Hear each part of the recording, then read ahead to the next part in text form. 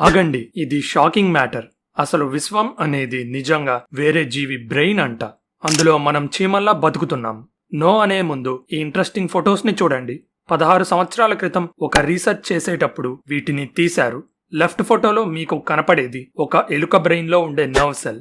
మరి right side లో ఉంది ఇంకో జీవి బ్రెయిన్ సెల్లా?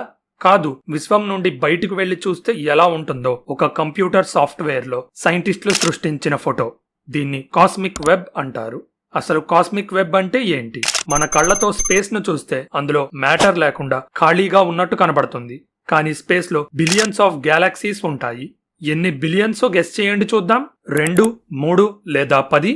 కొన్ని లెక్కల ప్రకారం విశ్వంలో 200 బిలియన్ నుండి 2 ట్రిలియన్ గ్యాలక్సీస్ ఉన్నాయి. ఇప్పుడున్న స్పేస్ టెక్నాలజీతో చూస్తే వీటి మధ్య కొన్ని కోట్ల కాంతి సంవత్సరాల దూరం ఉంటుంది. కానీ ఒక ఫోటో జూమ్ అవుట్ చేసినట్టుగా మన భూమి నుండి జూమ్ అవుట్ చేసుకుంటూ వెళ్తే అల్టిమేట్ గా కనపడేది కాస్మిక్ వెబ్. ఫర్ ఎగ్జాంపుల్, ఒక పూల దండలో ఉన్న పువ్వుల్ని ఎలా అయితే దారంతో కనెక్ట్ చేస్తామో, విశ్వంలో ఉండే ఒక రహస్య శక్తి కూడా గ్యాలక్సీస్ ని కంటికి కనపడని తాడుతో కనెక్ట్ చేస్తుంది. ఆ శక్తే గ్రావిటీ. ఎలా అయితే పూల తాడులన్నీ కలిపి ఒక గజమాల టైప్ లో తయారు చేయొచ్చు, ఈ గ్యాలక్సీ తాడులన్నీ కలిపితే కాస్మిక్ వెబ్ అవుతుంది. సో దీన్ని బట్టి చూడండి, విశ్వం మరియు బ్రెయిన్ స్ట్రక్చర్ ఒకేలా ఉన్నాయి కదా. కానీ ఈ ఒక్క ఆధారంతో మనం వేరే జీవి బ్రెయిన్ లో బతుకుతున్నాం అని ప్రూవ్ చేయలేము. మనకు నచ్చిన వస్తువు పోలికలు వేరే వస్తువుల్లో వెతకడం మనుషులకి అలవాటే. ఇదేంటి, ఆకాశంలో ఉన్న మేఘం కుక్కలా ఉంది అని మీకు ఎప్పుడైనా అనిపించలేదా? నిజానికి అది కుక్కలా లేకపోయినా కంపారిజన్స్ చేసుకోవడంలో మనం ముందుంటాం. ఇలానే బ్రెయిన్ అండ్ విశ్వం స్ట్రక్చర్ ఒకేలా ఉంది అని, మన విశ్వం వేరే ఏలియన్ లో ఉంది అనుకోవటం కరెక్ట్ కాదేమో. ఇక్కడే ఒక పెద్ద ట్విస్ట్. 2020లో ఒక రీసెర్చ్ చేశారు. మన బ్రెయిన్ లో ఉన్న ప్రతి అణువు విశ్వంలో ఉండే పెద్ద పెద్ద ఆకారాల్లాగా ఉన్నాయని ఈ రీసెర్చ్ చెప్తుంది. అంటే ఆకాశం పరంగా, నెట్వర్క్ పరంగా, మెమరీ కెపాసిటీ పరంగా మొత్తం సేమ్ టు సేమ్ అంట. బ్రెయిన్ లో ఎన్ని కణాలు ఉంటాయో తెలిస్తే బ్రెయిన్ విశ్వం థియరీ కరెక్టేనేమో అనిపిస్తుంది. మొత్తంగా బ్రెయిన్ లో 86 బిలియన్ నర్వ్ సెల్స్ ఉంటాయంట. విశ్వంలో కూడా ఇంచుమించు ఇన్నే గ్యాలక్సీస్ ఉంటే ఈ నర్వ్ సెల్స్ అన్నీ కలిపి తాడు లాంటి న్యూరల్ నెట్వర్క్స్ ఫామ్ చేస్తాయి. ఈ న్యూరల్ నెట్వర్క్స్ మరియు కాస్మిక్ వెబ్ ఎలా అరేంజ్ అయి ఉన్నాయో కొన్ని పోలికలు ఉన్నాయి. అవేంటి? బ్రెయిన్ లో న్యూరల్ నెట్వర్క్స్ ఎక్కువగా ఉన్న చోట డెన్సిటీ 100 మైక్రోమీటర్స్ ఉంటుంది.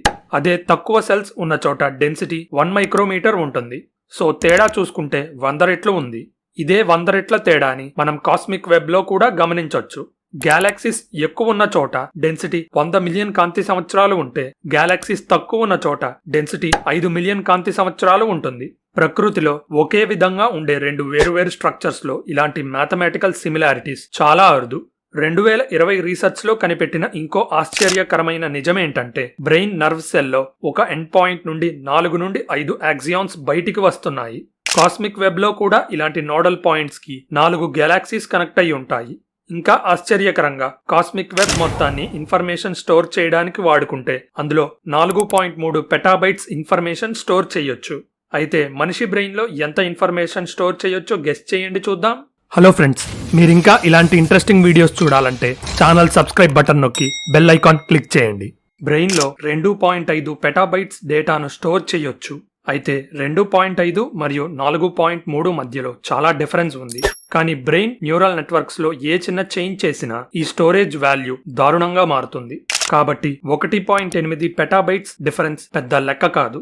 ఇంకో ఇంట్రెస్టింగ్ ఫ్యాక్ట్ ఏంటంటే, బ్రెయిన్ వెయిట్ లో 77% తేమ అంటే మాయిశ్చర్ ఉంటుంది. అలానే విశ్వంలో చూసుకుంటే 70% డార్క్ ఎనర్జీ ఉంటుంది. చెప్పుకుంటూ పోతే మనిషి బ్రెయిన్ అండ్ విశ్వానికి చాలా పోలికలు ఉన్నాయి. ఇదంతా ప్రూవ్ అండ్ సైన్స్ చెప్తుంది. కానీ దైవశక్తిని నమ్మే వాళ్ళని ఒప్పించడానికి కూడా కొన్ని స్టోరీస్ ఉన్నాయి. మనం ఒక కాస్మిక్ జీవి బ్రెయిన్ లో బతుకుతున్నాం అనే ఎవిడెన్స్ చాలా దేశ పురాణాల్లో చెప్పబడింది. అవేంటి? విశ్వం ఒక దేవుడి శరీరం నుండి సృష్టించబడింది, దానికి కాన్షియస్నెస్ ఉంటుందని ప్రపంచంలోని అనేక పురాణాలు సేమ్ స్టోరీస్ చెప్తున్నాయి. నార్స్ మైథాలజీలోని యుమిర్, చైనీస్ మైథాలజీలోని పంగు, గ్రీక్ మైథాలజీలో గాయా, ఈజిప్షియన్ మైథాలజీలో గెబ్ దేవుళ్ల నుండి విశ్వం సృష్టించబడింది అని పురాణాలు చెప్తున్నాయి. అయితే మోడర్న్ థింకింగ్ ఉన్న పీపుల్ ఇవన్నీ బూటకపు కథలు అని కొట్టిపారేసిన కొంతమంది ఫేమస్ సైంటిస్టులు we live in a god అనే థియరీను నమ్ముతారు.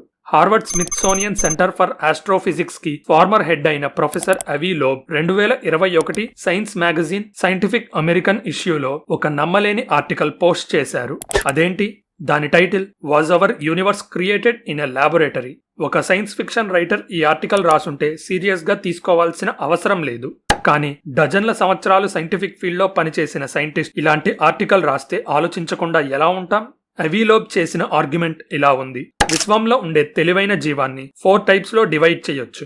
ఫస్ట్ ది క్లాస్ ఏ. ఇది అన్నిటికంటే టాప్ లెవెల్లో ఉంటుంది.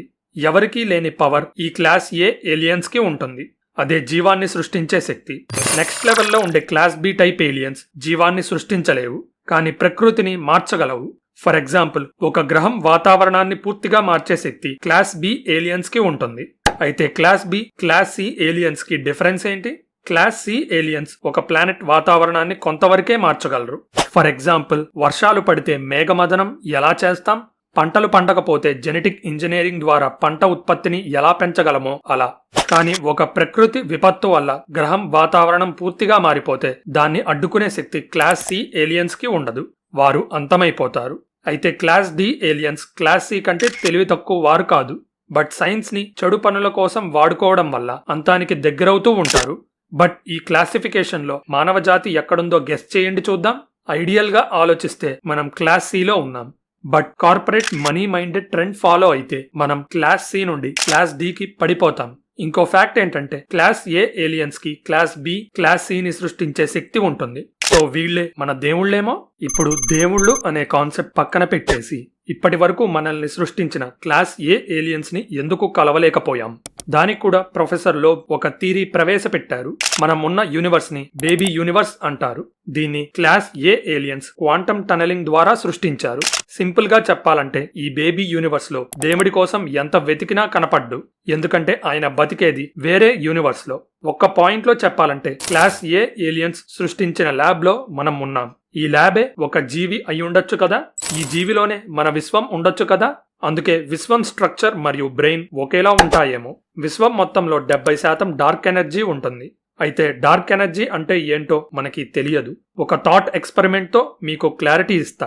మనం ఒక ఏలియన్ జీవి బ్రెయిన్ లో ఉన్నట్టుగా మన బ్రెయిన్ లో కూడా చిన్న చిన్న తెలివైన జీవులు ఉండే అవకాశం ఉంది. అవి ఎంత చిన్నగా ఉంటాయంటే మన బ్రెయిన్ సెల్స్ మరియు న్యూరల్ నెట్వర్క్స్ ని చూసి ఇదే మనం జీవించే విశ్వం అనుకుంటూ ఉండొచ్చు. మన బ్రెయిన్ లో 70% నీరే ఉంటుంది. మనం డార్క్ ఎనర్జీని ఎలా చూడలేమో ఈ చిన్న చిన్న జీవులు వాటి చుట్టూ ఉన్న నీటిని కనిపెట్టలేకపోవచ్చు. ఈ థాట్ ఎక్స్పెరిమెంట్ ని ఇంకా ముందుకు తీసుకొని వెళ్దాం. మనం విశ్వం బయటికి వెళ్ళగలిగితే అసలు డార్క్ ఎనర్జీ అంటే ఏంటో కనిపెట్టగలము అని నా ఫీలింగ్. బ్రెయిన్ మరియు విశ్వం చాలా ఐడెంటికల్ గా ఉంటాయి. కాబట్టి బ్రెయిన్ మరియు విశ్వం ఒకేలా పనిచేస్తున్నాయి అని ఎందుకు అనుకోకూడదు? ప్రొఫెసర్ లోబ్ ఇలా అన్నారు. ఆధునిక సైన్స్ చాలా చిన్నగా ఆలోచిస్తుంది. దీనివల్ల సైన్స్ ముందుకి వెళ్లడం ఆగిపోతుంది. అది నిజమే అనిపిస్తుంది. ఎందుకంటే ఒక గ్రౌండ్ బ్రేకింగ్ విషయం అంగీకరించాలంటే చాలా మంది సైంటిస్టులను ఒప్పించాలి. ఇది జరిగే లోపల అసలు విషయం మీద ఇంకా ఫర్దర్ రీసెర్చ్ చేసే టైం వేస్ట్ అవుతుంది. ఏదేమైనా మన విశ్వం ఒక ఏలియన్ జీవి బ్రెయిన్ లో ఉందనే థియరీ పూర్తిగా నిజం కాకపోవచ్చు. కానీ అబద్ధమయ్యే ఛాన్సెస్ మాత్రం ఎప్పుడూ 100% అవ్వదు. అయితే ఇవన్నీ థియరీస్ మాత్రమే. వీటిని ప్రూవ్ చేయాలి అంటే దేవుడు దిగిరావాల్సిందే. ఇలాంటి ఇంట్రెస్టింగ్ స్పేస్ ఫ్యాక్ట్స్ గురించి తెలుసుకోవాలంటే మన ఛానల్ సబ్స్క్రైబ్ బటన్ నొక్కి బెల్ ఐకాన్ క్లిక్ చేయండి. ఈ ఇన్ఫర్మేషన్ అందరికీ రీచ్ అవ్వాలంటే వీడియో లైక్ చేయడం మర్చిపోకండి. మీ సపోర్ట్ వల్లే ఈ ఛానల్ ముందుకు కదులుతుంది. So thank you for watching. This is your Phantom signing off. See you in the next one.